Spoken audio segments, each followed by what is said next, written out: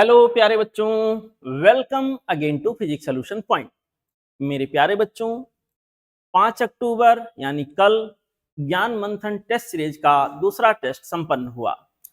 उम्मीद करते हैं आप सभी लोगों ने इसमें अपना बेहतर देने का प्रयास किया होगा, अपने ज्ञान का सही तरह से यूज किया होगा। मेरे प्यारे बच्चों, कल ही मैंने सॉल्यूशन आपको भेज दिया था फिजिक्स, केमिस्ट्री, बायोलॉजी सबका, और कल मुझे टाइम ना मिल पाने की वजह से वीडियो सॉल्यूशन फिजिक्स का देना रह गया था। तो आज ज्ञान मंथन टेस्ट सीरीज नंबर 2 का फिजिक्स पार्ट का मैं वीडियो सॉल्यूशन बनाने जा रहा हूं। उम्मीद करता हूं आपकी जो कंफ्यूजन्स होंगे, जो कोई डाउट होगा किसी क्वेश्चन को लेकर, इस वीडियो सॉल्यूशन को वॉच करने के बाद, देखने के बाद वो डाउट आपके रिजॉल्व हो जाएंगे। ओके, तो बिना लेट किए बच्चों स्टार्ट करते हैं। यहां पे आप लोग देखें, यहां फिजिक्स पार्ट का पहला क्वेश्चन जो कि 91 से शुरू था पेपर में। बच्चों देखें, यहां पर क्या बोला गया है, consider two SHM of same frequency. दो सिंपल हार्मोनिक मोशन हो रहे हैं, सेम फ्रीक्वेंसी के हो रहे हैं, same amplitude as shown in the figure. मैं देख पा रहा हूं बच्चों, पहला एसएचएम एक्स के अलॉन्ग हो रहा है, पहले का एम्पलीट्यूड ये है, तो अगला भी एक्स के अलॉन्ग हो रहा है, अगले का भी एम्पलीट्यूड ये है। There starting points and directions of motion are as shown. यहाँ के अंदर उनका डायरेक्शन ऑफ मोशन कैसा है, और उनका स्टार्टिंग पॉइंट यानी टी इक्वल टू 0 पर वो कहाँ पे थे, ये पूरा डायग्राम में दिखाया गया है। आगे हमसे कहा जा रहा, phase difference between them can be given as. उनके बीच का फेज डिफरेंस क्या होगा।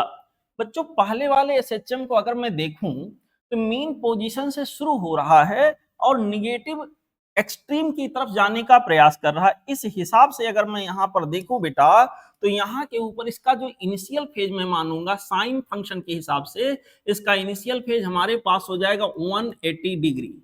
और दूसरे में मैं देख रहा हूं, दूसरा जो एसएचएम है x equal to a by square root 2 से शुरू हो रहा है और पॉजिटिव x की तरफ जा रहा है। मैंने आपको क्लास में बताया था, और आपने जहां भी जैसे भी पढ़ा होगा, सीखा होगा, अगर साइन फंक्शन के हिसाब से देखा जाए और यहां से स्टार्ट किया जाए तो इनिशियल फेज की वैल्यू बेटा 45 डिग्री आता है। तो साइन फंक्शन में इसको जरा हम बनाते हैं। पहले एसएचएम का इक्वेशन बन जाएगा ये sine omega T plus phi के जगह पर 180 आ गया। दूसरे एसएचएम का इक्वेशन बच्चों बनाएंगे तो एम्पलीट्यूड सेम है, ये साइन ओमेगा टी, ओमेगा भी सेम होगा, सेम फ्रीक्वेंसी बोला गया है, प्लस इनिशियल फेज जो कि कितना है 45 डिग्री। ऑब्वियसली पहले एसएचएम का जो फेज रहा साइन फंक्शन के हिसाब से वो बेटा ये रहा, यहाँ के अंदर ये पहले एसएचएम का फेज है, और दूसरे एसएचएम का फेज बच्चों साइन फंक्शन के हिसाब से देखें तो ये कुछ रहा। अगर इन दोनों का डिफरेंस लिया जाए तो फेज डिफरेंस की वैल्यू बेटा 180 कैंसिल आउट होगा, हमारे पास आ जाएगा 135 degree. 180 degree minus 45 degree, 135 degree को रेडियन में बदलेंगे आ जाएगा 3π/4। तो इसका करेक्ट आंसर हो गया 3/4। इस तरह से करेक्ट जो इसका मैचिंग होगा ऑप्शन से, वो होगा बच्चों ऑप्शन नंबर 3। होपफुली ये क्वेश्चन आपको समझ आ गया होगा। मैंने स्पेशली इसको बनाया था बेटा यहाँ पे, ताकि आपको कॉन्सेप्ट का अच्छा ज्ञान हो जाए। यहाँ पे अगला सवाल देखें, सवाल नंबर अगला 92 नंबर पेपर में था ये, और फिजिक्स का दूसरा सवाल करें, ये particle is performing SHM starting from point P. एक डायग्राम बनाया गया है, कोई particle simple harmonic motion point P से करना स्टार्ट कर रहा है और इसका एम्पलीट्यूड ये है, सारी चीजें दी गई हैं।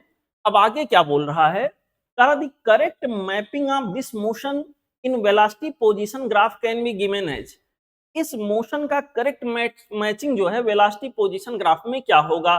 तो बच्चों यहाँ इस पॉइंट को ध्यान से देखा जाए तो जहां से उसने मोशन अपना स्टार्ट किया टी इक्वल टू 0 पर, उसका जो डिस्प्लेसमेंट था, एसएचएम में डिस्प्लेसमेंट बच्चों मीन पोजीशन से स्टार्ट किया जाता है, तो डिस्प्लेसमेंट जो भी है सपोज एक्स, वो कैसा है, पॉजिटिव है। ठीक है बेटा, यहाँ के अंदर अगर देखा जाए तो वेलोसिटी जो भी उसकी है वो देखिए इधर निगेटिव एक्स में जा रहा है, तो वेलोसिटी को हम निगेटिव बोलेंगे। ओके, पार्टिकल जो है वो स्टार्ट यहाँ कहीं से करके मीन पोजीशन की तरफ जाने के प्रयास में है, इसका मतलब निगेटिव वेलोसिटी, निगेटिव डायरेक्शन वाली जो वेलोसिटी है वो मैक्सिमम होने के प्रयास में है।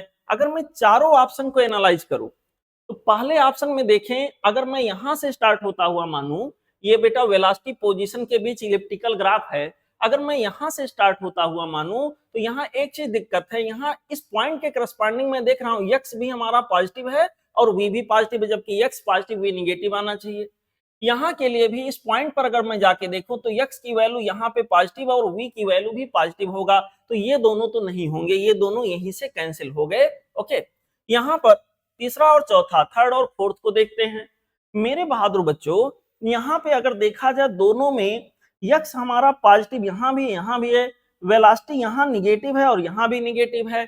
अब दोनों में कौन सा ज्यादा सही है? आप देखें यहाँ पर एरो ऐसे दिखाया गया है कि पार्टिकल अगर देखा जाए तो ये बात बच्चों, इसकी जो पार्टिकल है ग्राफिकली देखा जाए कि ग्राफ इधर प्रोसीड कर रहा है पॉजिटिव एक्सट्रीम की तरफ, जबकि हमारा पार्टिकल जो प्रोसीड कर रहा है वो निगेटिव एक्सट्रीम की ओर जा रहा है, या कह लीजिए मीन पोजीशन की ओर जा रहा है, वेलोसिटी बढ़ता जाएगा, जो कि हमें यहां से लग रहा है। ये मीन पोजीशन की ओर x इक्वल टू 0 की ओर ये ग्राफ प्रोसीड होता हुआ दिख रहा है, और यहाँ के अंदर इसकी निगेटिव वेलोसिटी मैक्सिमम होने की तरफ जा रही है। तो ये जो ग्राफ नंबर 4 है, ये पूरा वहां के सिचुएशन को बता रहा है। तो यहाँ की मैपिंग बच्चों यहाँ से हुई, और इस तरह से करेक्ट ऑप्शन हमारे पास हो गया ऑप्शन नंबर 4। ओके, होपफुली आप लोगों को ये क्वेश्चन भी समझ आया होगा। अब हम लोग आगे बढ़ेंगे अगले क्वेश्चन पे। देखें, अगला सवाल बच्चों हमारे पास ये है, व्हेन ये पार्टिकल एग्जीक्यूट एसएचएम देन, चार स्टेटमेंट हैं और इसमें हमें सही गलत का पता करना है। When particle execute SHM then, पहला statement S1, its velocity changes both in magnitudes and direction. बेटा बिल्कुल सही बात है, जब पार्टिकल कोई सिंपल हार्मोनिक मोशन करता है तो पार्टिकल यहाँ पर कभी इधर जा रहा होता, कभी इधर जा रहा होता, कभी इधर जा रहा होता, कभी इधर, तो डायरेक्शन भी चेंज होता है और मैग्नीट्यूड पॉइंट टू पॉइंट हर जगह चेंज होता है। तो ये तो सही है, ये तो सही है, इसमें कोई डाउट नहीं। Its kinetic energy decreases as its potential energy increases, ये भी बात सही है। एसएचएम करते हुए पार्टिकल का काइनेटिक एनर्जी अगर डिक्रीज करेगा तो उस समय उस दौरान के लिए पोटेंशियल एनर्जी इंक्रीज करेगा, या इसका उल्टा हो सकता है। दोनों एक साथ डिक्रीज या दोनों एक साथ इंक्रीज नहीं हो सकते, क्योंकि दोनों का सम यानी टोटल मैकेनिकल एनर्जी कांस्टेंट बना होता है। इसका मतलब ये स्टेटमेंट भी सही है। तीसरा क्या कह रहा है, थर्ड वाला S3, dot product of velocity and displacement can never be positive. मेरे बहादुर बच्चों, वो कह रहा dot product velocity dot displacement, कह रहा ये कभी भी पॉजिटिव हो ही नहीं सकता। क्यों भाई? मान लो कभी पार्टिकल इस पोजीशन से ऐसे गुजर रहा हो, इसकी वेलोसिटी इधर है, और डिस्प्लेसमेंट मीन पोजीशन से लेंगे ऐसे, तो दोनों की डायरेक्शन सेम हो गई, पॉजिटिव हो तो सकता है, ये पॉजिटिव भी हो सकता है, नेगेटिव भी हो सकता है, कुछ पॉइंट पे जीरो भी हो सकता है। यहाँ के अंदर बिल्कुल ऐसा होना पॉसिबल है, और एक हो ही नहीं सकता, मतलब ये गलत हो गया। ठीक है बेटा, अगले में कह रहा frequency of change of total energy zero. बच्चों फ्रीक्वेंसी यहाँ टोटल एनर्जी का चेंज, इनफैक्ट टोटल एनर्जी जो होता है वो चेंज ही नहीं होता, वो कांस्टेंट रहता है। एसएचएम के अंदर टोटल एनर्जी की वैल्यू फिक्स्ड रहती है। अगर ग्राफ बनाए तो डीसी सिग्नल जैसा ग्राफ बन के आता है, जिसकी फ्रीक्वेंसी क्या होती है, जीरो होती है। तो यहाँ के अंदर बच्चों ये भी बात सही है। यहाँ के अंदर सही वाला हमें खोजना, अगर कुछ नहीं दिया तो सही वाला ही हमें खोजना है। यहाँ के अंदर S1, S2, S4 हमारे पास इसके करेक्ट आंसर्स होंगे, करेक्ट आंसर होंगे। इसका सही जवाब हो गया option 2। Okay, S1, S2, S4, S3 यहाँ गलत है। ठीक बेटा, चलते हैं अगले क्वेश्चन पे। देखें, हमारा अगला सवाल यहाँ पे है क्वेश्चन नंबर 94। कह ये सिंपल पेंडुलम एंड ये spring pendulum both are taken at moon from earth. Earth से मून पे ले जाया गया है, किसको किसको? उसमें से एक सिंपल पेंडुलम है और एक स्प्रिंग पेंडुलम है। फिर हमसे कह रहा है कि बताइए simple pendulum and spring pendulum both have same time period T at the अर्थ। दोनों का अर्थ के सरफेस पर टाइम पीरियड कह रहा अगर बराबर रहा हो, तो हमसे कह रहा बताइए time period T at the earth then their time period at the moon can be. कहने मतलब ये है कि अगर अर्थ पे दोनों का ही टाइम पीरियड टी रहा हो तो मून पे क्या होगा। बेटा आपको पता होगा, बहुत फेमस कॉन्सेप्ट है कि सिंपल पेंडुलम का टाइम पीरियड जी के स्क्वायर रूट के इनवर्सली प्रोपोर्शनल होता है, जबकि स्प्रिंग पेंडुलम का टाइम पीरियड जी की वैल्यू पे डिपेंड नहीं करता है। इट मींस जब हम मून पे लेके जाएंगे, सिंपल पेंडुलम की बात करें तो मून पे क्योंकि जी की वैल्यू कम हो गई है बेटा, जी की वैल्यू कम होने की वजह से सिंपल पेंडुलम का टाइम पीरियड क्या होगा, इंक्रीज कर जाएगा यहां के अंदर इसके हिसाब से। लेकिन स्प्रिंग पेंडुलम के टाइम पीरियड पे कोई इफेक्ट नहीं पड़ेगा। इट मींस इसके लिए जो करेक्ट आंसर होगा, सिंपल पेंडुलम का टाइम पीरियड कैपिटल टी जो कि अर्थ पे था उससे ज्यादा हो जाएगा, जबकि स्प्रिंग पेंडुलम का टाइम पीरियड टी के बराबर बना रहेगा। इसके लिए करेक्ट चॉइस हमारे पास आ गया बच्चों, ऑप्शन नंबर 4। ओके, अब हम लोग चलेंगे अगले क्वेश्चन पे। देखिए बेटा, हमारा अगला क्वेश्चन यहाँ पे है पेपर के हिसाब से क्वेश्चन नंबर 95 और फिजिक्स के हिसाब से ये हो गया question number 5। Now let's solve this question. ये particle of mass 1 kg is executing simple harmonic motion having amplitude, इसका एम्पलीट्यूड दिया गया है स्क्वायर रूट के अंदर 50 metre and angular frequency 5 radian per second. magnitude of restoring force acting on it when its speed is this, उस समय restoring force की value बताइए जिस समय इसकी स्पीड बेटा यहां पर 5 मीटर पर सेकेंड हो। तो देखिए, हमें मैग्नीट्यूड ऑफ रिस्टोरिंग फोर्स अगर निकालना है तो हमें ये निकालना है। हमें नहीं पता उस समय यक्स कितना था, तो यक्स की वैल्यू निकालने के लिए हम जाते हैं यहाँ पे v equal to omega square root के अंदर A square minus X square, speed के लिए फार्मूला है। यहाँ पर उस समय की बात हो रही, उस पोजीशन की बात हो रही जहां पर स्पीड की वैल्यू 5 मीटर पर सेकेंड है और एंगुलर स्पीड हमको दिया गया बच्चों 5 रेडियन पर सेकेंड रख दिया। यहाँ पर ये स्क्वायर, ये की वैल्यू स्क्वायर रूट के अंदर 50 दिया, रख दिया एक्स स्क्वायर। यहां से यक्स हमने कैलकुलेट कर लिया, कितना आ गया, यक्स की वैल्यू निकालने पर बच्चों हमको मिला 7। ओके, इसके बाद हम आगे बढ़े। जो हमारा मेन टारगेट था रिस्टोरिंग फोर्स का मैग्नीट्यूड निकालना, सीधे फार्मूला अप्लाई कर दिया। मास की वैल्यू 1 kg गिवन है। ओमेगा स्क्वायर बेटा हमें सीधे सीधे तो नहीं, लेकिन यहाँ पर इनडायरेक्टली दिया है 5 रेडियन पर सेकेंड, 5 का स्क्वायर हो गया। और यहाँ पर यक्स जो हमारा लिखा हुआ है दिस वन, यहाँ पर यक्स की वैल्यू हमने अभी निकाल रखा 7। इन सबको रख के हमने सॉल्व किया। रिस्टोरिंग फोर्स का जो मैग्नीट्यूड आया बेटा वो हो गया 175 न्यूटन। और इस प्रकार से, इस तरह से जो करेक्ट चॉइस इस पर्टिकुलर क्वेश्चन के लिए हुआ वो हो गया ऑप्शन नंबर 1। ओके, चलते हैं अगले क्वेश्चन पे। हमारा अगला सवाल यहां पे देखें आप लोग, question number next one that is question number 96 paper के हिसाब से, और फिजिक्स के हिसाब से देखिए क्वेश्चन नंबर 6 है। ये हमसे कह रहा है ये particle is performing uniform circular motion starting from point पे as shown in the figure, कर a phase difference between X and Y projection of the motion. बच्चों पार्टिकल यहां से स्टार्ट करके यूं एसएचएम कर रहा है। अगर मैं इसको एक्स एक्सिस पे मैप करूं इसके प्रोजेक्शन पॉइंट का, तो जब पार्टिकल यहां है तो एक्स की वैल्यू प्लस ये होगा, मतलब प्लस आर या प्लस ये कर लो, यहां होगा तो प्रोजेक्शन पॉइंट हमारा यहां होगा। यानी एक्स में जो एसएचएम हो रहा है, एक्स एक्सिस पर जो प्रोजेक्शन पॉइंट का एसएचएम हो रहा है उसकी शुरुआत एक्स इक्वल टू प्लस ए से हो रहा है।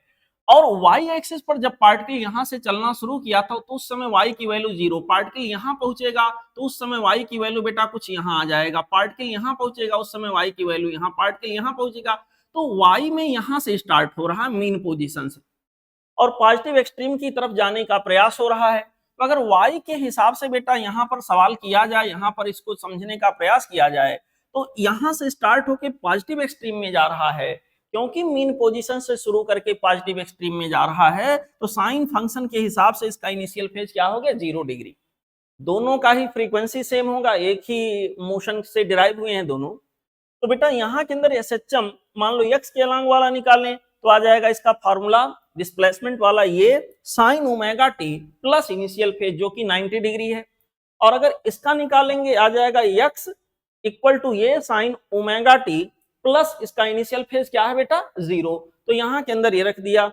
अब दोनों के बीच में फेज का डिफरेंस 90 डिग्री है और मैं देख रहा हूं ये 90 डिग्री आगे है, यानी ये फेज में क्या कर रहा है बेटा, लीड कर रहा है। तो हमारा सही जवाब हो गया फेज डिफरेंस तो 90 डिग्री है और उसके अंदर x हमारा जो है वो लीड कर रहा है। बेटा यहाँ पर एक गलती है, यहाँ y होना चाहिए था, ठीक है।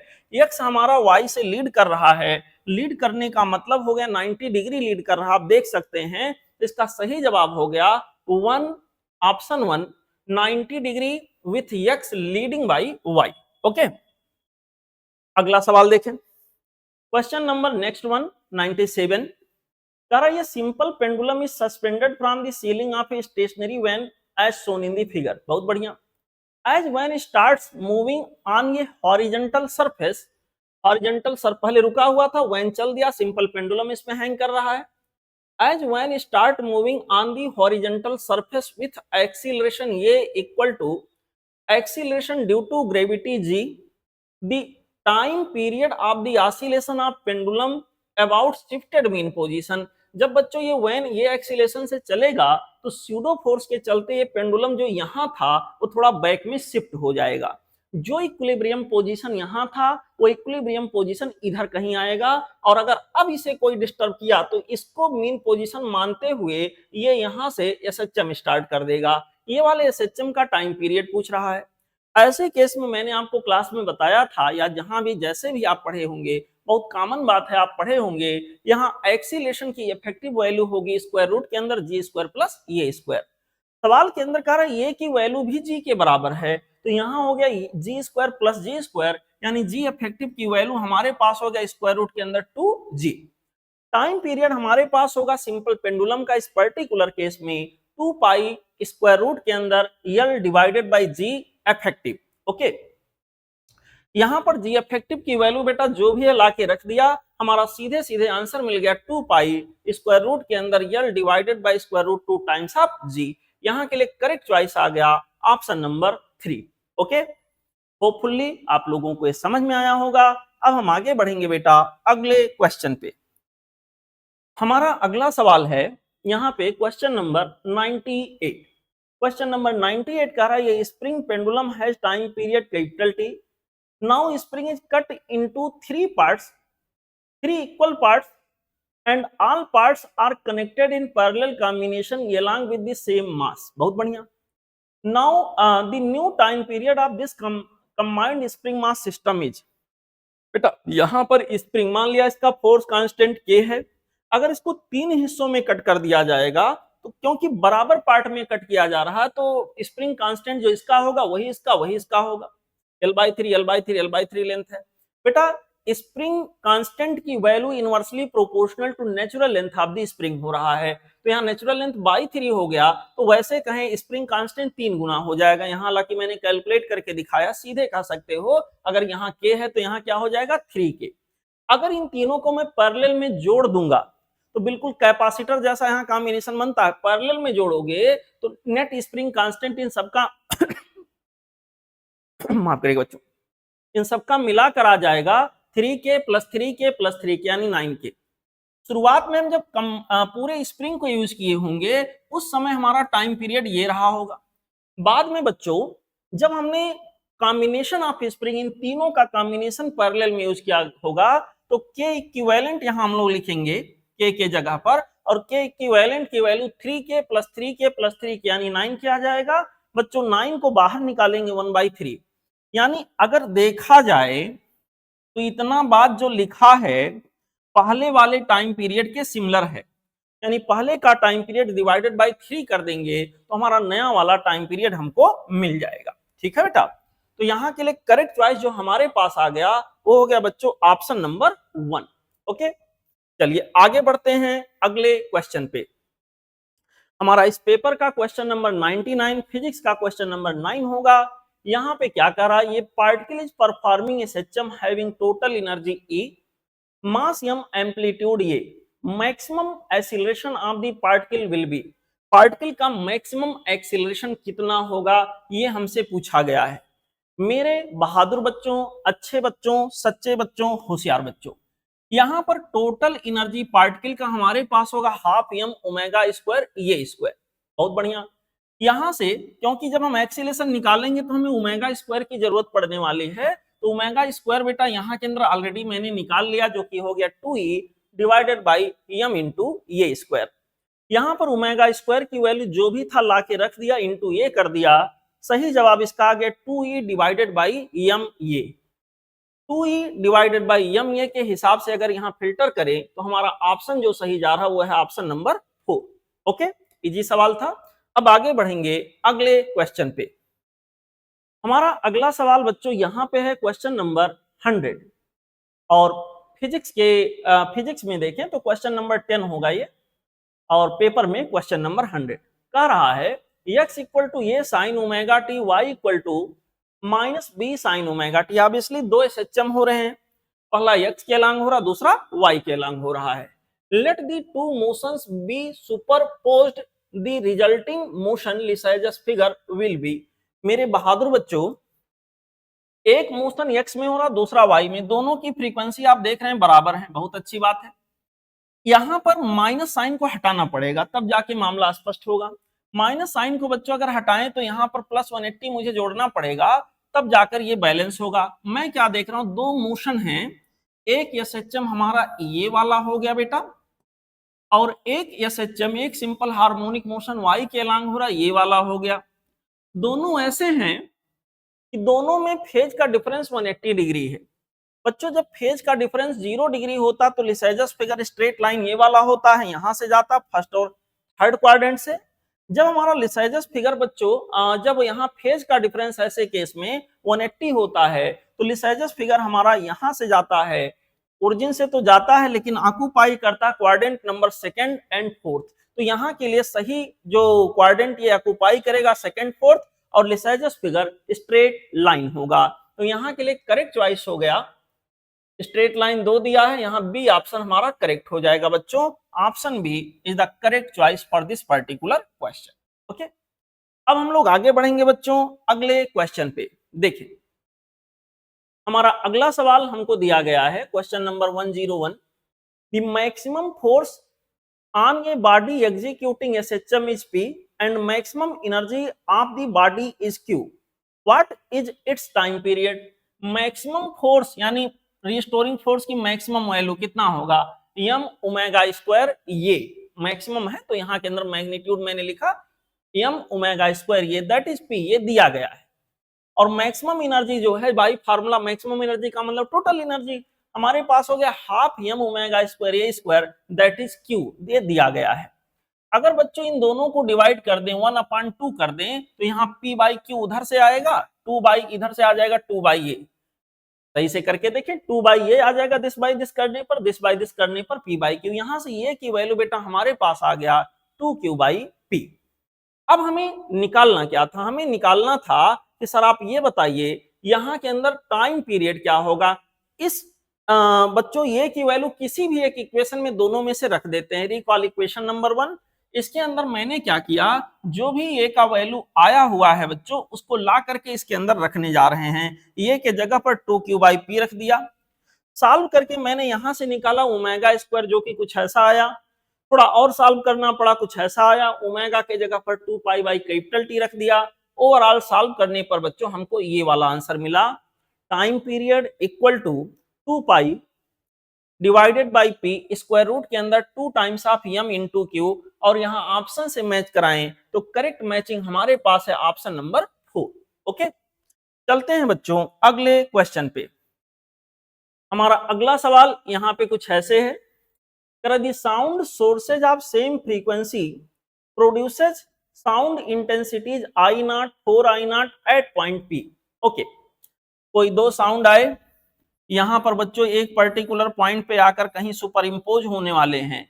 एक का इंटेंसिटी यहां पर हमारे पास है I0 और अगले का है 4 टाइम्स ऑफ I0। ओके, हमसे कारण now they are used together that the sound waves from them reach P with phase difference of phi. यहाँ के अंदर दोनों आए हैं, दोनों वेव, और पॉइंट P पर आके पहुंच रहे हैं, अच्छी बात है।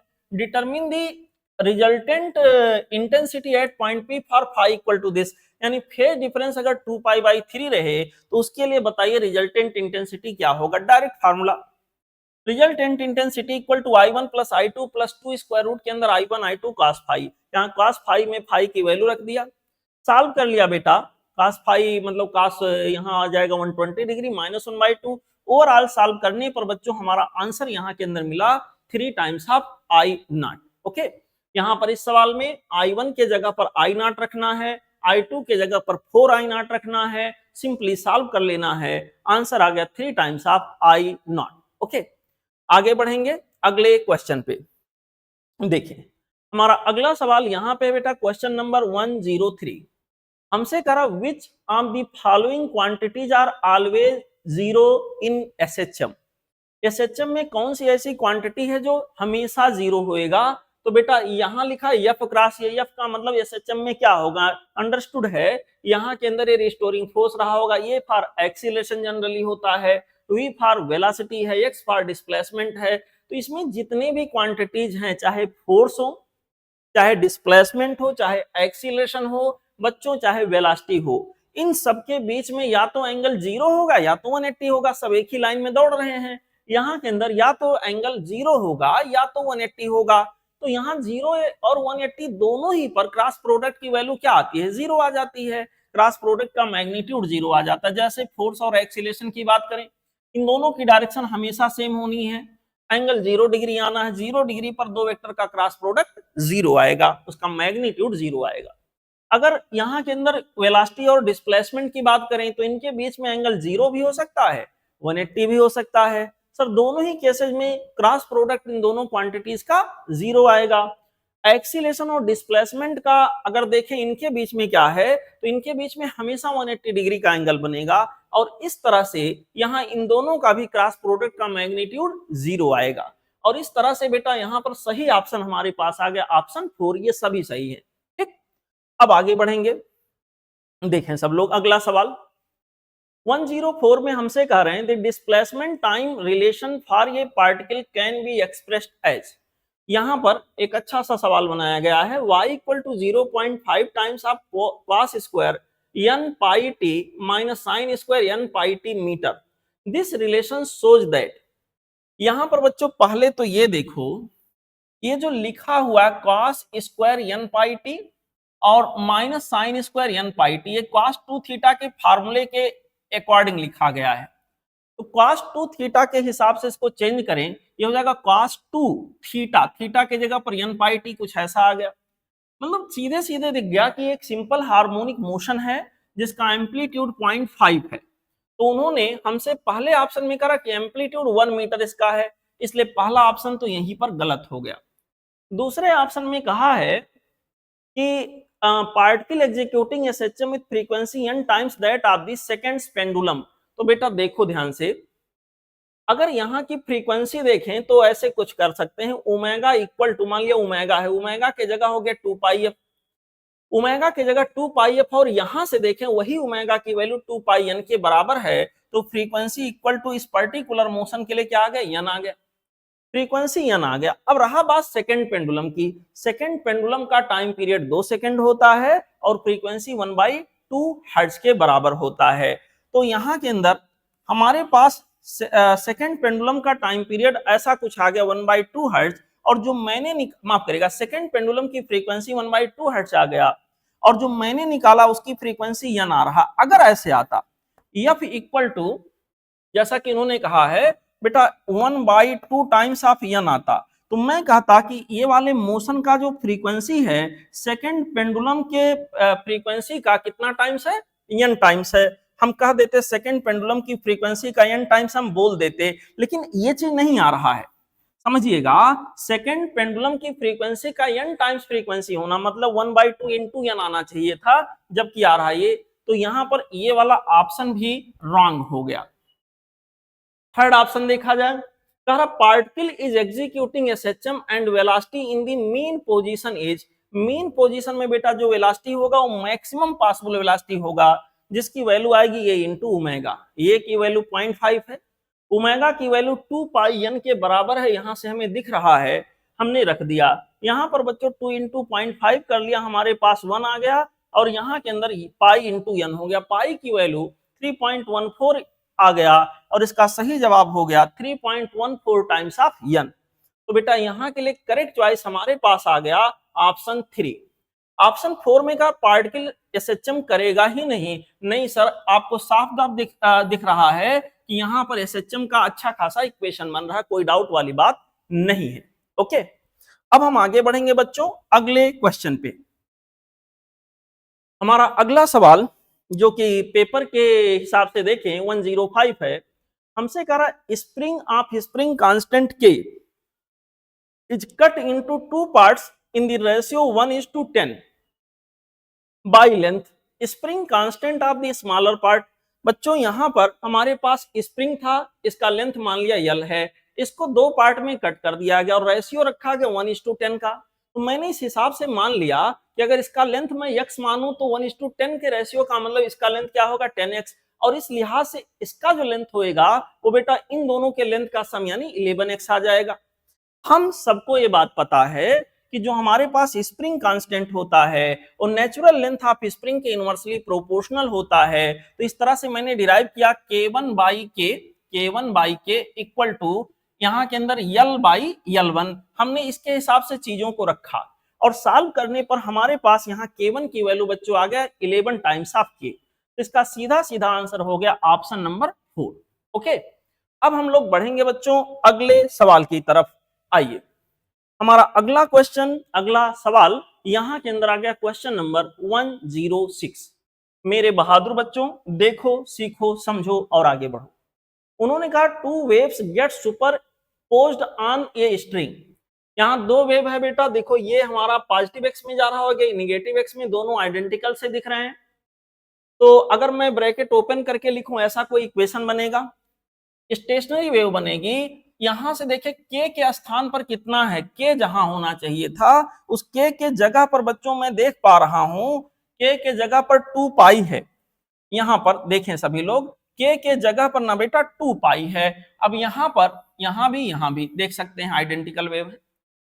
के जगह पर 2 पाई और के की वैल्यू हमारे पास होगी 2 पाई बाई लेमडा, और इस तरह से लेमडा की वैल्यू यहाँ के अंदर बच्चों कितना हो गया 1 मीटर। लेमडा की वैल्यू 1 मीटर, दो लगातार नोड के बीच का सेपरेशन मतलब वेवलेंथ का हाफ, वेवलेंथ का हाफ मतलब हाफ मीटर आ गया, इट मींस 50 सेंटीमीटर। इसका करेक्ट चॉइस हो गया ऑप्शन नंबर 2।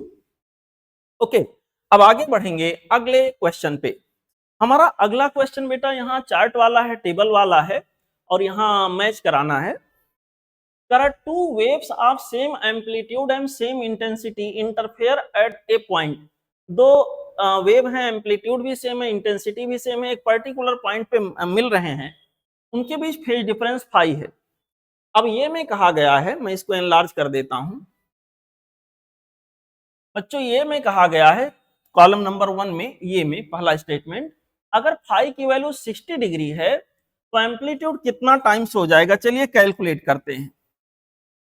ये की वैल्यू बच्चों अगर 60 डिग्री है तो एम्पलीट्यूड देखिए, रिजल्टेंट एम्पलीट्यूड निकालने का फार्मूला ये है, यहाँ ये इक्वल टू बी के हिसाब से ये बना, स्क्वायर रूट के अंदर A square plus B square plus 2ab cos phi, ये हमारा रिजल्टेंट एम्पलीट्यूड। अगर फाई की जगह 60 डिग्री रख दें तो सॉल्व करने पर आ जाएगा बच्चों रिजल्टेंट एम्पलीट्यूड जो हमारा आएगा वो होएगा स्क्वायर रूट के अंदर 3a।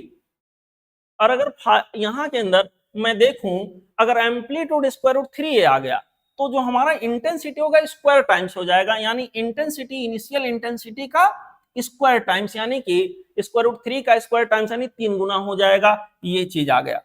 ओके, यहां पे अब जरा मैच करा लिया जाए। 60 डिग्री पर रिजल्टेंट एम्पलीट्यूड जो आएगा वो स्क्वायर रूट 3 टाइम्स आएगा, इसमें कहीं है नहीं। इसका मतलब यहाँ का मैचिंग कहां से हुआ, यस से हुआ, नन। और यहाँ के अंदर 120 डिग्री पर कह रहा 120 डिग्री, अगर 120 डिग्री रख देंगे ना बेटा और सॉल्व करेंगे, सेम एम्पलीट्यूड का केस है, तो सॉल्व करेंगे तो हमारे पास ये के बराबर आ जाएगा, रिजल्टेंट एम्पलीट्यूड ये के बराबर आ गया और रिजल्टेंट इंटेंसिटी, क्योंकि intensity directly proportional to amplitude का स्क्वायर, तो बेटा यहाँ resultant intensity initial individual wave के इंटेंसिटी के बराबर आ जाएगा। यहाँ पर इस तरह से कहानी बनेगी। तो मैं देख पा रहा हूं 120 डिग्री पर हमारे पास इनिशियल जो एम्पलीट्यूड है, माफ करिएगा, रिजल्टेंट एम्पलीट्यूड है, वो बेटा इनिशियल एम्पलीट्यूड किसी एक वेव के एम्पलीट्यूड के बराबर होगा जो कि यहाँ नहीं गिवन है, तो इसका भी मैचिंग यस से हो गया। तो ए का मैचिंग यस से, बी का भी मैचिंग यस से, ए का मैचिंग एस से, बी का भी मैचिंग एस से, ऐसे दो जगहों पे दिखा, स्टूडेंट चाहे तो इतना टिक करके निकल सकते हैं। बाकी देख लीजिए 90 डिग्री अगर है तो 90 डिग्री पर बच्चों रिजल्टेंट एम्पलीट्यूड इतना हो जाएगा और रिजल्टेंट इंटेंसिटी स्क्वायर टाइम्स मतलब इतना हो जाएगा। ठीक है, रिजल्टेंट इंटेंसिटी 2 गुना हो जाएगा 90 डिग्री पर, तो यहाँ की मैचिंग यहाँ से हो गया, यानी P से मैच करेगा ये। C का मैचिंग बच्चों यहाँ के अंदर P से होगा, तो यस यस P ये पहला जा रहा है। और यहाँ के अंदर बच्चों D जो है 0 डिग्री पर रिजल्टेंट एम्पलीट्यूड मिल करके 2a आ जाएगा और इंटेंसिटी रिजल्टेंट वाली 4 गुना हो जाएगी स्क्वायर टाइम्स। तो यहाँ के लिए करेक्ट मैचिंग जो हमारे पास आ गया, इंटेंसिटी का नाम लिया, यहाँ की मैचिंग R से हो गई। तो ये पूरा सब कुछ मिल रहा है ऑप्शन नंबर 1 में। ठीक है, अब हम लोग आगे बढ़ेंगे बच्चों अगले क्वेश्चन पे। देखिए हमारा अगला सवाल ये भी मैचिंग टाइप का है बच्चों। एक ग्राफ बना हुआ है, आप सभी लोग देखो, ये ग्राफ है। सवाल में कहा गया है figure shows travelling wave and stationary wave. ये ट्रेवलिंग वेव है और ये स्टेशनरी वेव है। ठीक है, यहाँ के अंदर पॉइंट्स मेंशन है, ये पॉइंट हमारा ये है, यहाँ बी है, यहाँ सी है, यहाँ डी है, इसी तरह यहाँ ई है, यहाँ एफ है, जी एच और यहाँ पर कोई पॉइंट आई है। हमसे कह रहा है study the chart very carefully and decide the best matching combination. Okay, particle in the same phase में कौन कौन से पार्टिकल है, मैं चेक करूं एफ और आई। यहाँ एफ आई, बिल्कुल बेटा, यहाँ वाले जो पार्टिकल होंगे ये भी अपने पॉजिटिव पीक पर इस दौरान होगा और ये वाला पार्टिकल भी अपने पॉजिटिव पीक पर इस दौरान होगा, दोनों का फेज सेम है। तो इसमें कोई डाउट वाली बात नहीं है कि ये वाला हमारा यहाँ से मैच कर गया, एफ और आई सेम फेज में। ठीक है, और भी देख लो ये और डी, यहाँ क्योंकि मल्टीपल मैच हो रहा है, ये और डी यहाँ के अंदर बच्चों, ये और डी, यस, ये भी क्रेस्ट ये भी क्रेस्ट, दोनों सेम फेज में होंगे, ये भी बात सही है। यहाँ के अंदर यानी P माफ करेगा, यहाँ के अंदर बच्चों ये ए की मैचिंग P से भी हो गया और Q से भी हो गया, तो ये तो सभी में दिया है और R भी यहाँ एक में दे दिया है। R क्या है, B और C। B और C बच्चों अपोजिट फेज में होंगे। इसको अगर थोड़ा ऐसे करके आप चेक करो, थोड़ा आगे इसको बढ़ाओ वेव को, तो ऐसे होगा, आपको पता चल जाए कौन किधर जा रहा था। इस समय ये इधर जाने के कंडीशन में था, इस समय ये इधर, अब इसलिए दोनों अपोजिट फेज में है, सेम फेज में नहीं है। यहाँ पर अपोजिट फेज में पूछा गया है, यहाँ देखिए तो इसकी मैचिंग हमारे पास आर से हो गई। और अपोजिट एफ और एच को जरा चेक करो, एफ और एच, यहाँ वाले एक नोड के इधर उधर जो पार्टिकल होते हैं अपोजिट फेज में, जिस समय अपने पॉजिटिव पीक पे होगा उस समय अपने निगेटिव पीक पर होगा, ये भी बच्चों यहाँ के अंदर अपोजिट फेज में होंगे, यानी अपोजिट फेज का यहाँ से भी मिलाप हो गया ऐसे। तो यहाँ पर ए का मैचिंग पी और क्यू से हुआ, ए का मैचिंग पी और क्यू से हुआ, बी का मैचिंग आर और एस से हुआ, बी का मैचिंग आर और एस से हुआ, ये बात सही है। सी का मैचिंग यहाँ के अंदर सेम एम्पलीट्यूड का, सेम एम्पलीट्यूड, मेरे बहादुर बच्चों प्रोग्रेसिव वेव में जितने पार्टिकल हैं सबका एम्पलीट्यूड सेम होता है, आपको बताया था। तो यहाँ ए बी सी डी इन सबके एम्पलीट्यूड सेम होंगे और यहाँ पर एफ और एच और आई वाले पोजीशन पर जो पार्टिकल हैं उनके भी एम्पलीट्यूड सेम होंगे। तो सेम एम्पलीट्यूड जो हमारे पास है कहाँ कहाँ होगा, सेम एम्पलीट्यूड यहाँ एफ और आई एस दोनों अपने पॉजिटिव पीक पर, यहाँ वाला पार्टिकल ये वाले एम्पलीट्यूड का मोशन कर रहा होगा, यहाँ वाला पार्टिकल भी, तो दोनों जगह सेम एम्पलीट्यूड, यानी पी से मैच तो कर गया। ए और डी उसमें जितने पार्टिकल हैं सबका एम्पलीट्यूड सेम है, तो ये देखो ये इन दोनों से मैच कर गया। Particle with same amplitude B और सी, बी और यहाँ पे जितने प्रोग्रेसिव वेव में पार्टिकल होते हैं सबका एम्पलीट्यूड सेम होता है, तो इसका मैचिंग बच्चों आर से भी हो गया। पार्टिकल में अच्छा यहाँ पर एफ और एच, एफ और एच, यस ये भी हमारे पास एंटी नोड का पोजीशन है, ये भी एंटी नोड का पोजीशन है, इन दोनों जगहों का एम्पलीट्यूड सेम होना ही था, तो इसका मिलाप सबसे हो गया, पी क्यू आर एस सबसे हो गया, ये बहुत सही बात है। डी की बात करें, particle with opposite velocity, particle with opposite velocity का मतलब ये हो गया, जैसे हम यहां देखें बी और सी पॉइंट को, इनका डायरेक्शन ऑफ मोशन अपोजिट होगा, तो बी और सी दिया तो है आर और एक और दिया है एफ और एच, चेक कर लीजिए एफ और एच, हाँ ये अपनी पॉजिटिव पीक पर है, इधर आने की तैयारी में है, अपने निगेटिव पीक पर है, इधर आने की तैयारी में है। तो यहां पर बच्चों अपोजिट वेलोसिटी की बात करें BC और यहां पर FH, BC और FH यानी RS, यहां पे सारी चीजें मैच कर रही हैं, ऑप्शन नंबर 2। ओके, अब हम आगे बढ़ेंगे अगले क्वेश्चन पे। देखें हमारा अगला सवाल यहां पे है असर्शन और रीजन से रिलेटेड। क्वेश्चन नंबर 109 में कह रहा है wave velocity and particle velocity for transverse wave are mutually perpendicular to each other. Transverse wave में वेव वेलोसिटी और पार्टिकल वेलोसिटी ये दोनों एक दूसरे के परपेंडिकुलर होते हैं। ये बात बिल्कुल सत्य है, बिल्कुल सही है। अगला हमसे कह रहा है, क्या बोल रहा है बेटा, अगला हमसे ये बोल रहा है कि सर यहाँ के अंदर वेव वेलोसिटी और पार्टिकल वेलोसिटी का रेशियो कांस्टेंट होता है रीजन में। तो वेव वेलोसिटी मतलब ओमेगा वाई के, पार्टिकल वेलोसिटी पार्टिकल वाई के अलग मान लो एसएचएम कर रहा है, तो ऐसे आगे ओमेगा स्क्वायर रूट के अंदर A square minus Y square. यहाँ पर बच्चों सॉल्व करने पर ऐसा कुछ आया, आप देख रहे हो वाई की वैल्यू बदलेगी, अलग अलग समय पे अलग अलग वाई की वैल्यू होगी। तो ये बच्चों ये रेशियो कांस्टेंट नहीं रह जाएगा, लगातार चेंज होता रहेगा। This is not constant. और क्योंकि ये कांस्टेंट नहीं है, रीजन में बोला है कांस्टेंट है, इसका मतलब ये गलत है, ये सही है। इसका मतलब असर्शन गलत है, असर्शन सही है, रीजन गलत है। ऑप्शन 3 इसके लिए करेक्ट चॉइस होगा। ओके, अब हम आगे बढ़ेंगे बच्चों अगले सवाल पे। हमारा अगला सवाल, अगला क्वेश्चन कुछ ऐसे है, velocity of sound in air is 332 metre per second, its velocity in vacuum. बच्चों बड़ा गुगली बाल है, कोई संभल के नहीं खेलेगा तो आउट हो सकता है। यहाँ पर इनफैक्ट साउंड वेव एक मैकेनिकल वेव है जिसके चलने के लिए मीडियम कंपलसरी है, बिना मीडियम के नहीं चल सकता। तो वैक्यूम में ये चल ही नहीं सकता, ये सवाल ही मीनिंगलेस है कि वैक्यूम में उसकी वेलोसिटी कम होगी कि ज्यादा। अरे वेलोसिटी होगी तब ना देखेंगे, वो तो एग्जिस्ट ही नहीं करेगा, तो ये मीनिंगलेस हो गया, ऑप्शन नंबर 4। ओके, अब हम आगे बढ़ेंगे बच्चों अगले सवाल पे। क्वेश्चन नंबर हमारे पास यहां पे आ गया बेटा, क्वेश्चन नंबर 111।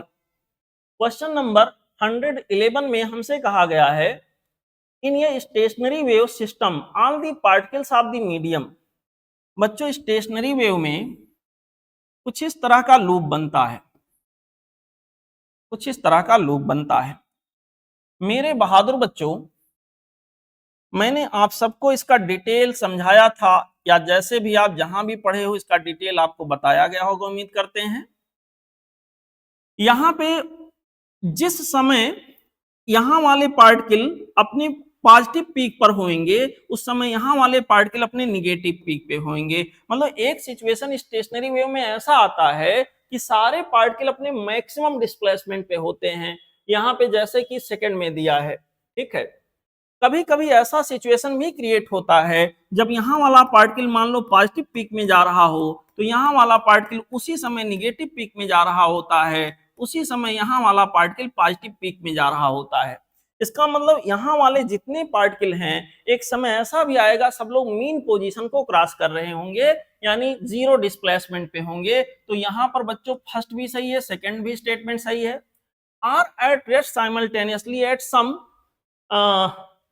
सम इंस्टेंट। बिल्कुल, अगर ये वाला पार्टिकल अपने पॉजिटिव पीक पे है तो एक पल के लिए, एक इंस्टेंट के लिए रेस्ट में होगा। ये वाला पार्टिकल अपने पॉजिटिव पीक पे है तो एक क्षण के लिए, एक पल के लिए बच्चों ये रेस्ट में आया होगा।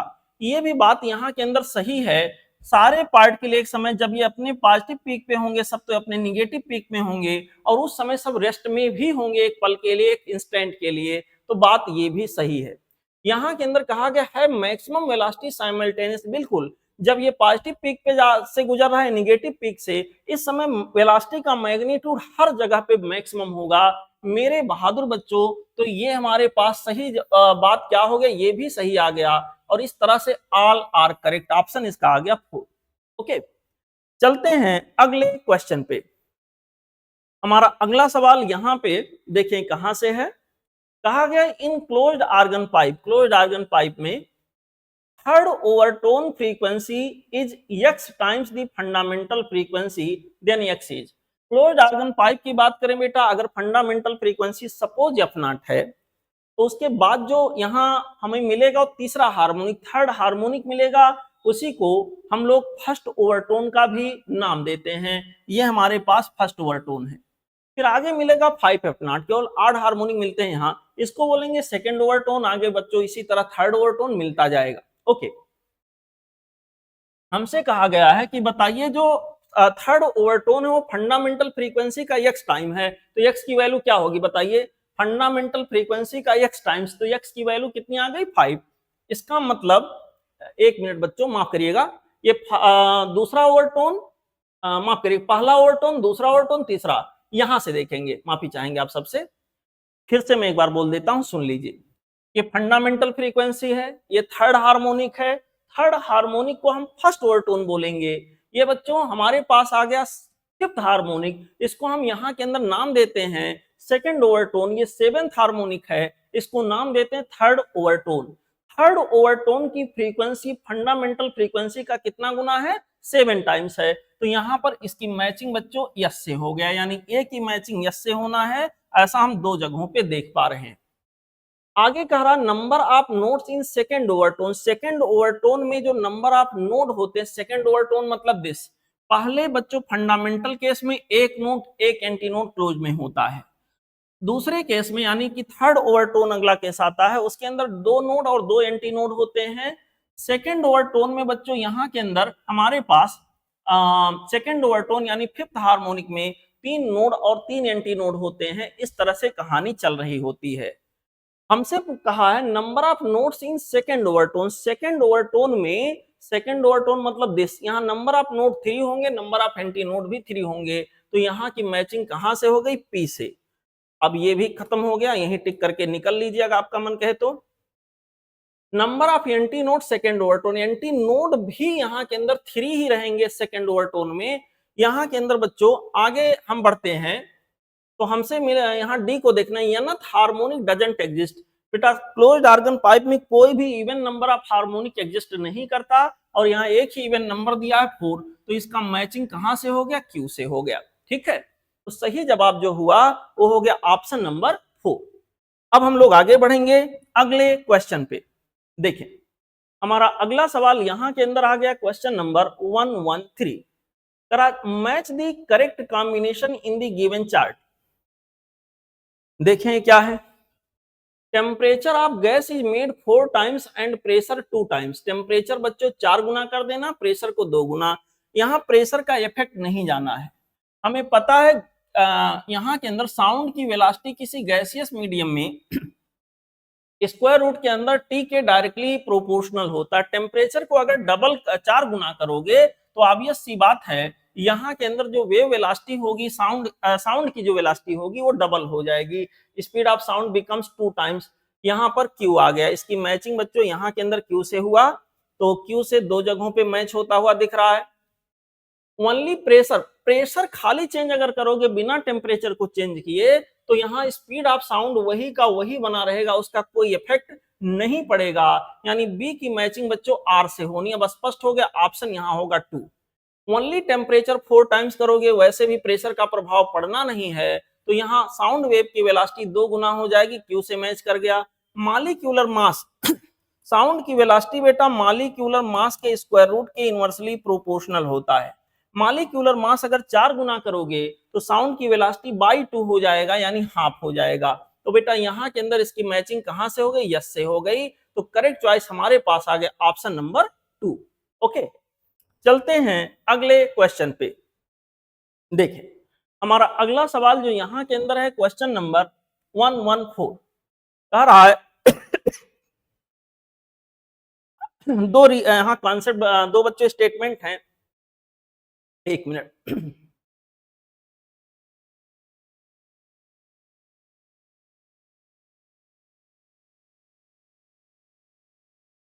देखो बच्चों, पहला स्टेटमेंट है if amplitude of SHM is doubled.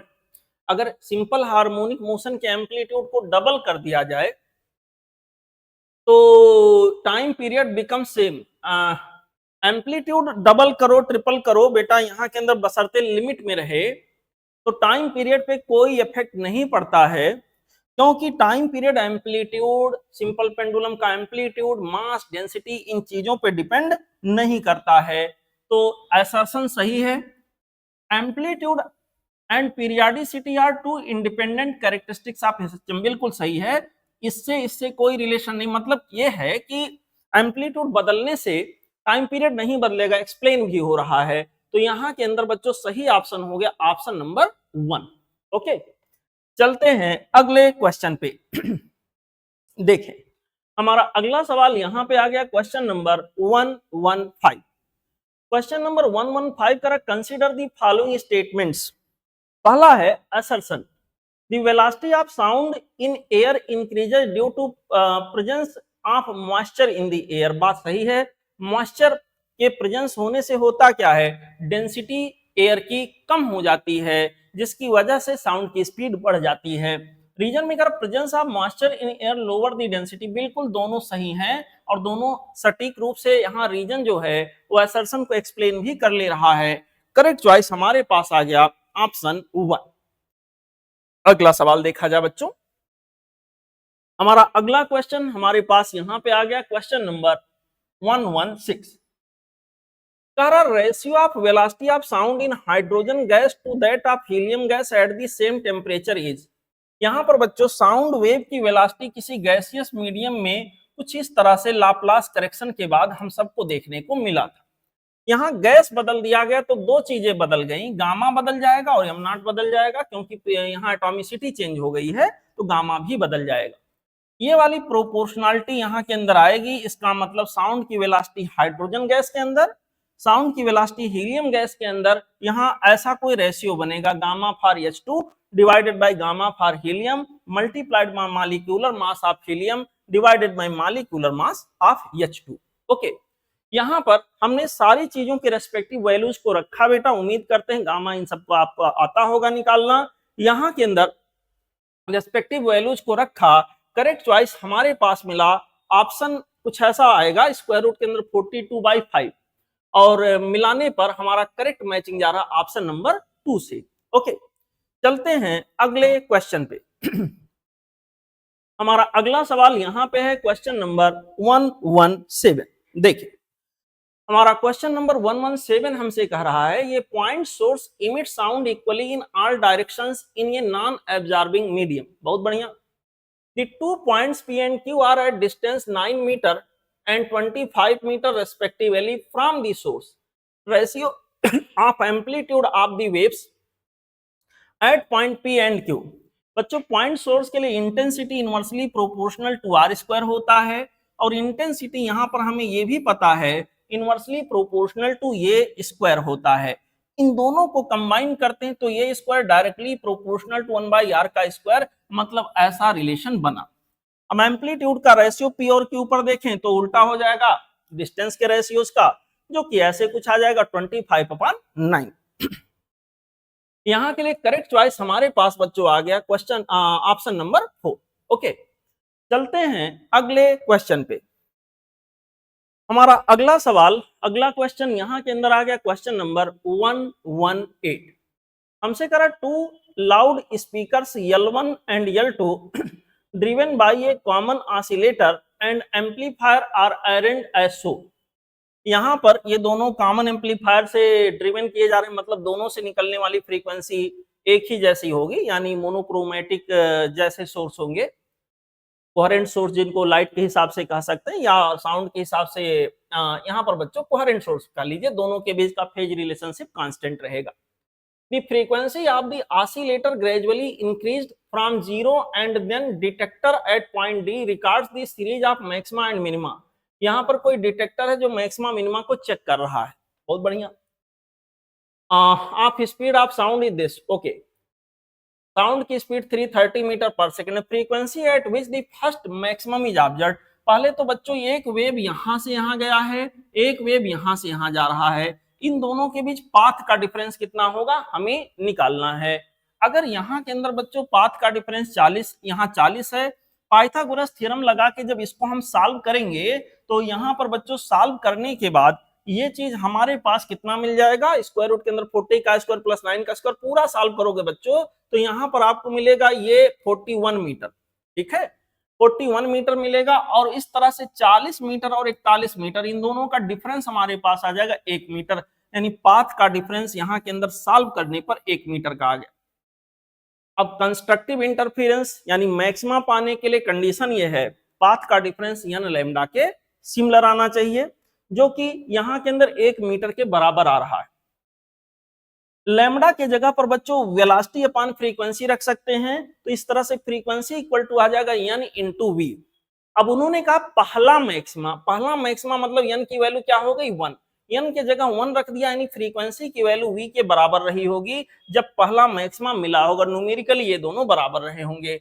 मेरे बहादुर बच्चों यहाँ के लिए इस तरह से करेक्ट चॉइस हमारे पास आ गया, पहला जो मैक्सिमा होगा वो इस पर्टिकुलर फ्रीक्वेंसी पर हमें देखने को सुनने को मिलेगा। यहाँ के अंदर बच्चों option number 2 will be the correct choice for this particular question.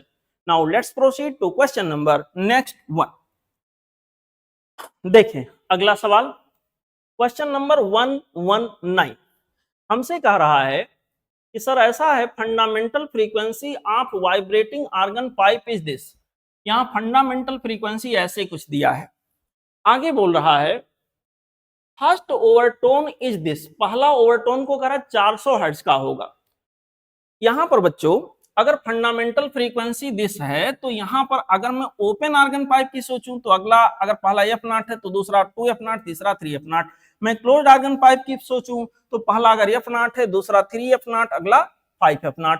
अगर मैं ओपन के हिसाब से सोचूं तो पहला हमारे पास 200 है तो दूसरा 400 होगा, अगला 600 होगा।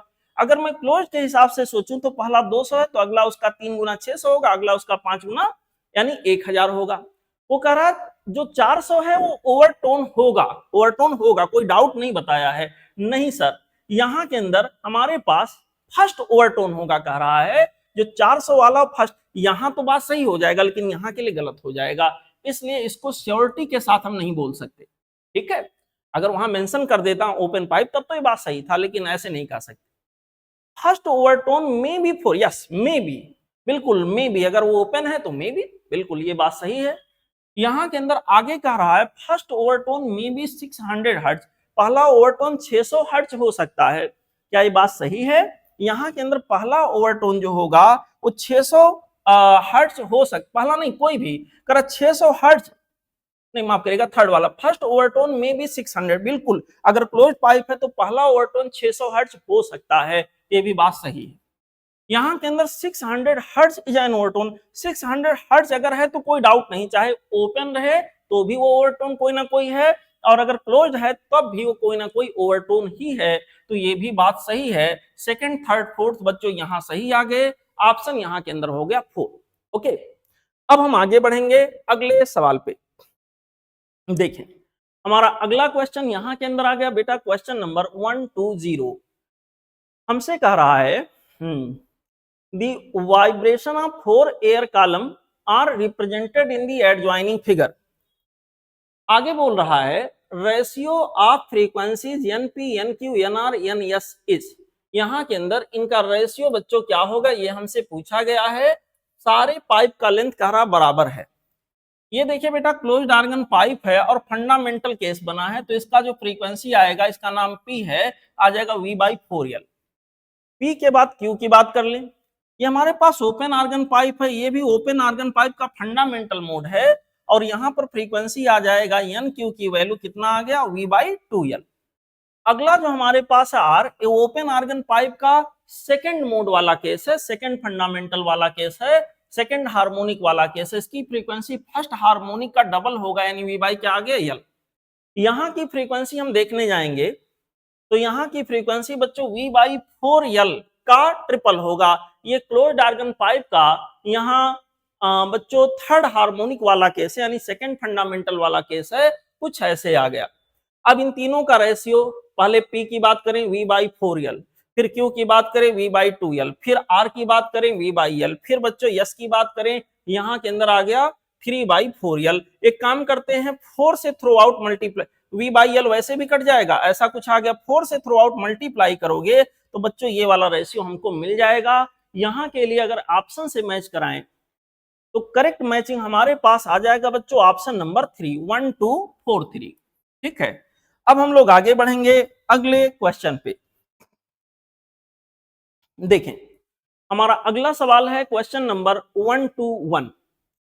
कह रहा है क्या कह रहा है बेटा, three waves of equal frequencies having amplitude 10 millimetre, 4 millimetre and 7 millimetre arrives at given point with successive phase difference of π/2। तो बच्चों अगर मैं इसको ऐसे पहले वेव के एम्पलीट्यूड को दिखाऊं, फेजर डायग्राम बनाऊं, तो अगला उससे 90 डिग्री आगे और अगले का एम्पलीट्यूड कितना है, यहाँ के अंदर 4 है, पहले का 10 था और अगला उससे भी 90 डिग्री आगे, ऐसे हो गया। अब इन दोनों का जो रिजल्टेंट आया वो कितना हो गया, वो हो गया 3, इधर आ गया, और ये 4, 3 और 4 का ओवरऑल रिजल्टेंट यहाँ निकाला, क्या आ गया 5। तो यहाँ के लिए करेक्ट चॉइस हमारे पास आ गया बच्चों option number 3। Okay, option number 3 would be the correct choice for this particular question. Now let's proceed to question number next one. देखें सब लोग, हमारा अगला सवाल क्वेश्चन नंबर 122 है, बहुत इजी।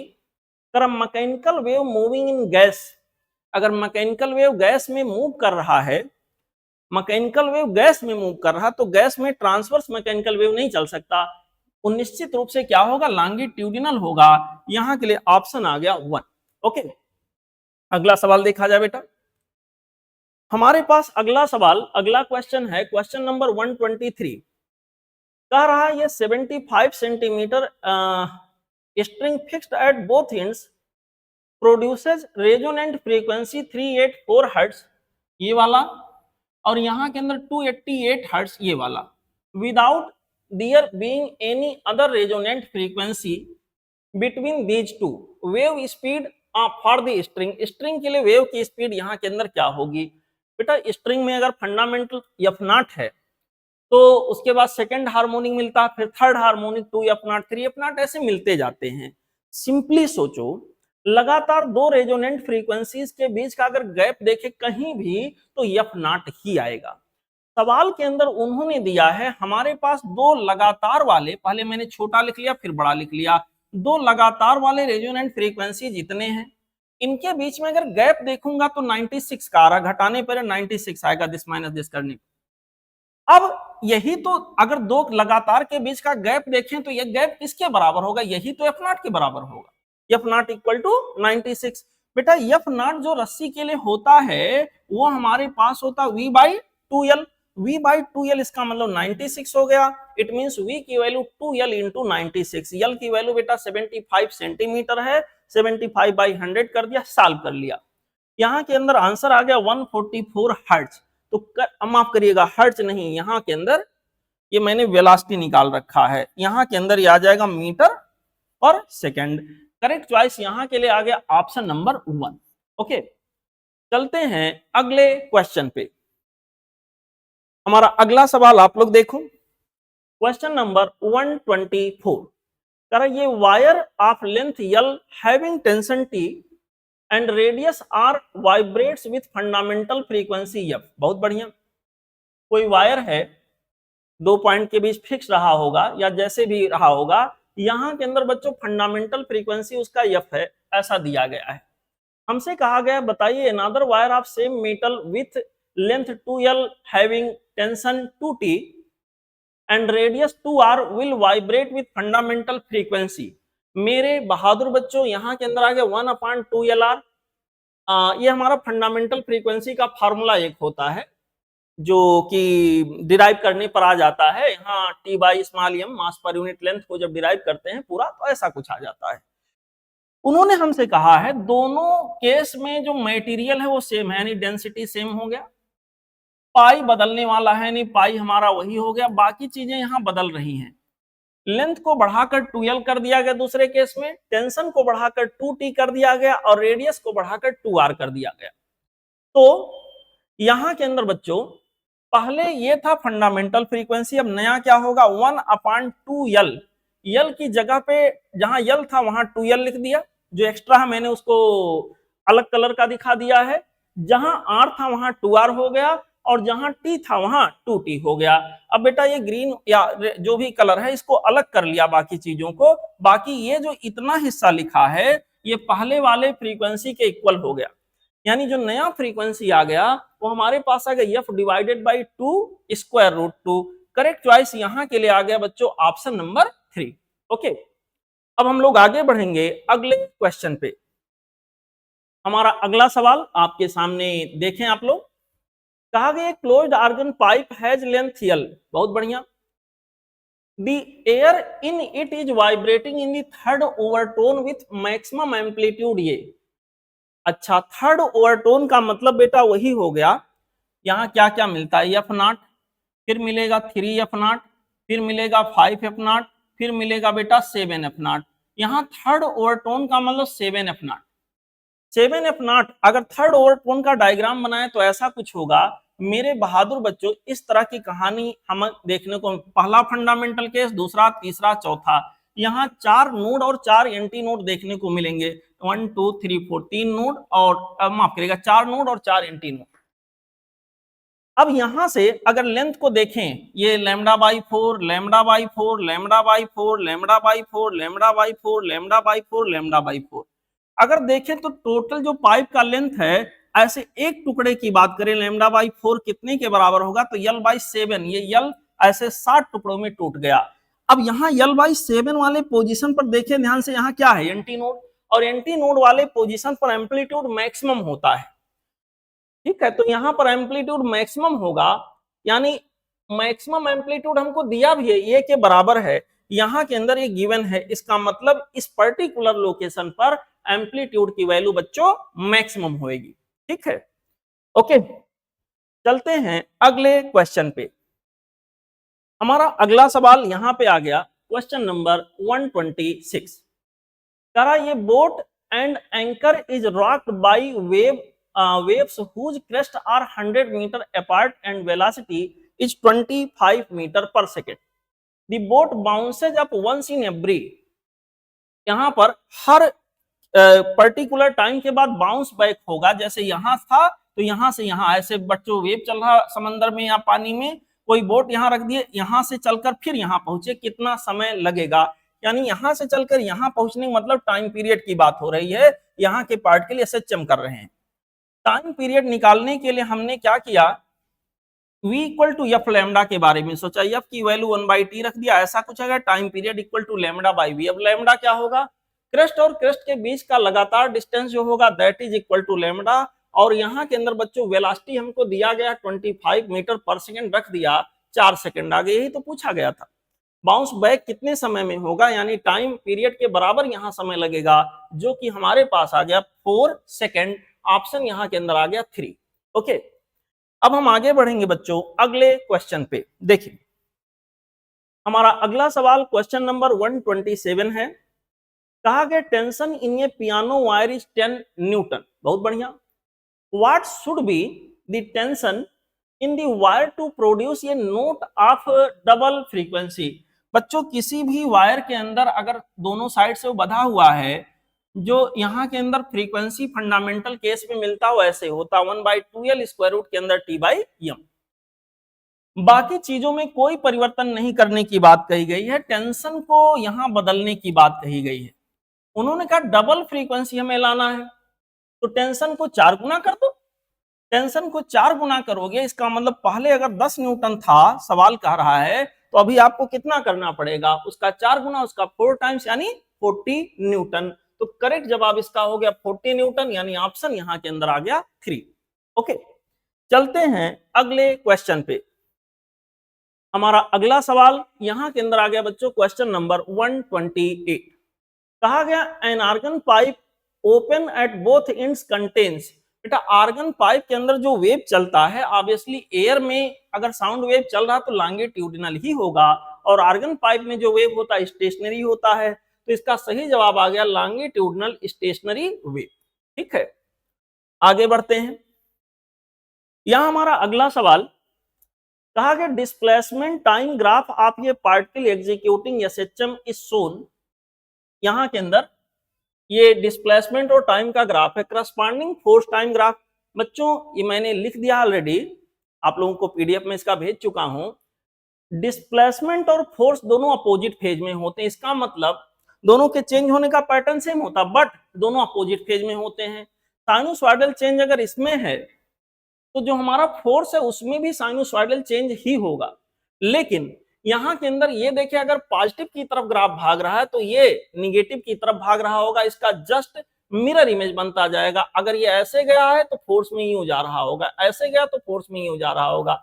मतलब यहाँ के लिए करेक्ट चॉइस हमारे पास आ गया ऑप्शन नंबर 4। आगे बढ़ेंगे अगले सवाल पे। क्वेश्चन नंबर हमारे पास अगला है 130। कह रहा U is the potential energy of an oscillating particle and F is the force acting on it at a given instant, which of the following is true। यहाँ के अंदर बच्चों F की वैल्यू कुछ ऐसे है, माइनस में हमारे पास आएगा m ओमेगा स्क्वायर x, और यहाँ पर पोटेंशियल एनर्जी हमारे पास है half m omega square x square किसी पर्टिकुलर पोजीशन पे। अगर दोनों को डिवाइड कर दें 2/1 कर दिया तो u बाई एफ, यहाँ डिवाइड करने पर बच्चों हमको मिलेगा, क्या डिवाइड करें 2/1 कर रहे हैं तो यहाँ पर मिलेगा x/2 माइनस x/2। यहाँ दोनों साइड 2 से मल्टीप्लाई कर दिया तो ऐसा कुछ हो गया, x को इधर ले आए, फार्मूला बन गया 2u/f plus x equal to 0। यानी करेक्ट चॉइस यहाँ के अंदर बच्चों हमारे पास आ गया ऑप्शन 2। ठीक है, अब हम लोग आगे बढ़ेंगे बच्चों अगले क्वेश्चन पे। देखें एक मिनट बच्चों,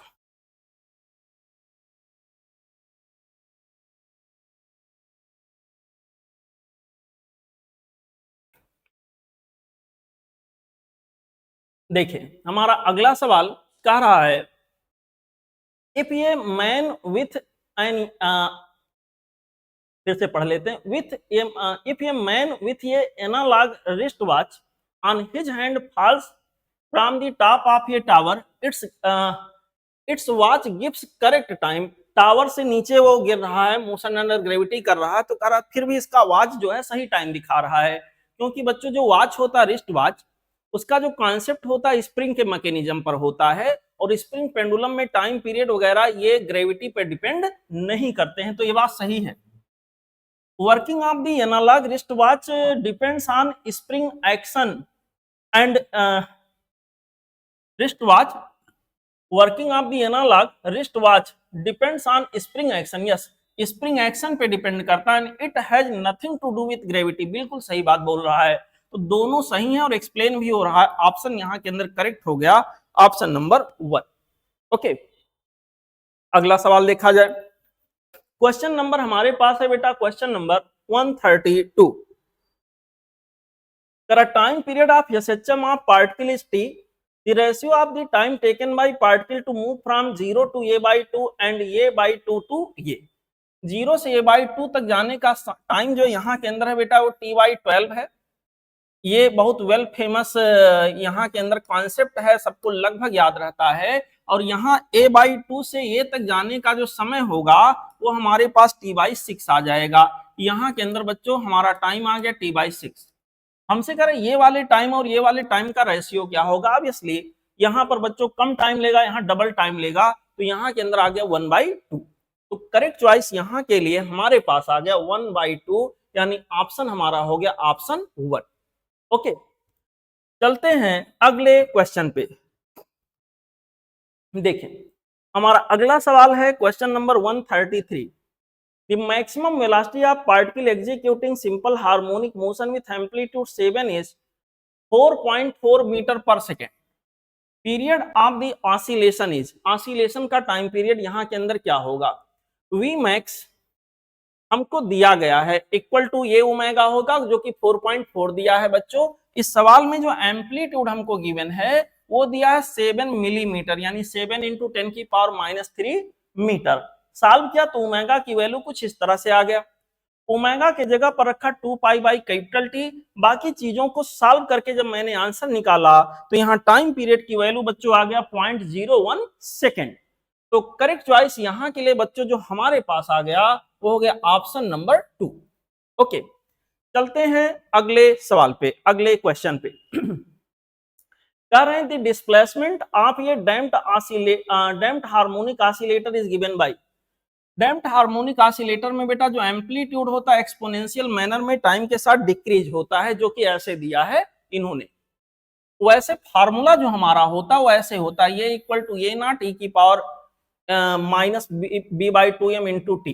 फिलहाल यहाँ ये हमको सीधे सीधे 0.1 दिए हैं और यहाँ पर उन्होंने जो हमको दिया है सवाल में, ये नॉट की जगह देखिए 1 है और यहाँ पर उनका कहना यह है कि उसका आधा हो जाए कितने समय में। अगर इनिशियल वैल्यू 1 है तो फाइनल वैल्यू क्या हो जाए, उसका हाफ हो जाए, ऐसा सवाल का कहना है।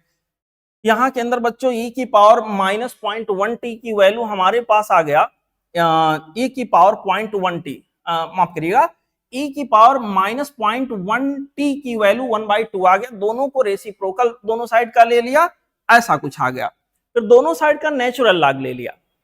नेचुरल लॉग यहाँ लेफ्ट हैंड साइड का लिया, 0.1t बाहर भाग गया, बचेगा क्या यहाँ log e बेस e, जो कि 1 आ जाएगा, लिखने की जरूरत नहीं, यहाँ नेचुरल लॉग 2 आ गया। इसका मतलब t की वैल्यू आ जाएगा 1/0.1 यानी 10 log नेचुरल लॉग 2। यहाँ पर नेचुरल लॉग को log बेस 10 में कन्वर्ट करेंगे तो इतने से हमें मल्टीप्लाई करना होगा, वेल नोन फैक्ट है, आपको पता होगा।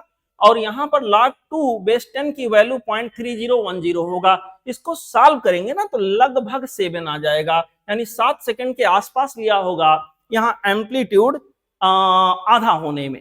ठीक है बेटा, अब हम आगे बढ़ेंगे अगले सवाल पे। हमारा अगला और फिजिक्स का अंतिम सवाल, in arrangement given in the figure, if the block of mass small m is displaced, the frequency is given by. बच्चों मेन चीज है ना कि ये दोनों स्प्रिंग कौन से कॉम्बिनेशन में हैं, क्या ये पैरेलल में है या सीरीज में है। यहाँ के अंदर बच्चों दोनों साइड से अगर ये फिक्स्ड है तो पक्का है, अगर एक को मैं इधर खींचूंगा तो दूसरा उतना आगे बढ़ेगा, जितना एक में कंप्रेशन होगा उतना अगले में इलांगेशन होगा। तो अगर ऐसा है तो इस तरह से दोनों को हम पैरेलल कॉम्बिनेशन में मान के चलेंगे। पैरेलल में क्या होता है बेटा, कंप्रेशन या इलांगेशन की वैल्यू सेम होती है और स्प्रिंग फोर्स अलग अलग हो सकता है। यहाँ के अंदर ऐसा यहाँ देखने को मिल रहा है। तो ये दोनों पैरेलल में है तो K इक्विवेलेंट की जो वैल्यू आएगी बेटा वो हमारे पास K1 प्लस K2 के बराबर आ जाएगा। अब अगर यहाँ पर हम निकालें फ्रीक्वेंसी क्या होगा, क्या आ जाएगा 1/2 पाई स्क्वायर रूट के अंदर K इक्विवेलेंट बाई m, ये फ्रीक्वेंसी का फार्मूला हो गया। K इक्विवेलेंट की वैल्यू रख दिया, आंसर हमको मिल गया। कहानी कुछ ऐसी आ गई। ठीक है, इस तरह से बच्चों आप लोगों का ये फिजिक्स वाला पार्ट मैंने एक्सप्लेन कर दिया और उम्मीद करते हैं कि फिजिक्स के पेपर में जो भी डाउट रहे होंगे, मैक्सिमम लोगों के डाउट फिजिक्स में ही होते हैं, तो जो भी डाउट रहे होंगे वो इस वीडियो सोल्यूशन के बाद डाउट नहीं बचेंगे, वो रिजॉल्व हो जाएंगे। ऑल्दो साइंस है बेटा, इसकी गहराई बहुत तगड़ी होती है जिसका कोई अंदाजा नहीं लगा सकता। डाउट होना एक स्वाभाविक बात है, अगर आप मेहनत कर रहे हो तो डाउट होगा। फिर भी अगर आपको डाउट है तो आप कोचिंग पे आकर मुझसे डाउट शेयर करें, मैं उसको रिजॉल्व करने का प्रयास करूंगा। या अगर ऐसे आप उसको पूछना है तो आप मुझे व्हाट्सएप कर दीजिएगा, जब भी मुझे टाइम मिलेगा मैं आपको रिप्लाई करने का प्रयास करूंगा। ठीक है, तो मिलेंगे फिर किसी और वीडियो में, किसी और टॉपिक के साथ, किसी और कॉन्सेप्ट के साथ या किसी वीडियो सोल्यूशन के साथ। तब तक आप लोग अगले टेस्ट की तैयारी करो, पढ़ते रहो, हंसते रहो, मुस्कुराते रहो। आप लोगों को पता है अगला टेस्ट जो हमारा ज्ञान मंथन का है वो 12 अक्टूबर को है। उम्मीद करते हैं आप लोग पूरा मन लगाकर उसकी तैयारी कर रहे होंगे और ये टेस्ट सीरीज आपके लिए एक कैटालिस्ट की तरह से एक्ट करेगा। कैटालिस्ट की तरह से बच्चों इसको ये आपके परफॉर्मेंस में परिवर्तन लाएगा। तो आशा करते हैं आप लोग बहुत पॉजिटिवली आगे बढ़ते जाएंगे और अपना बेस्ट देने का प्रयास करते जाएंगे। मिलेंगे बच्चों फिर कभी किसी वीडियो में, किसी टॉपिक के साथ, किसी कॉन्सेप्ट के साथ, किसी टेस्ट के डिस्कशन के साथ। तब तक पढ़ते रहें, हंसते रहें, मुस्कुराते रहें। थैंक यू बच्चों।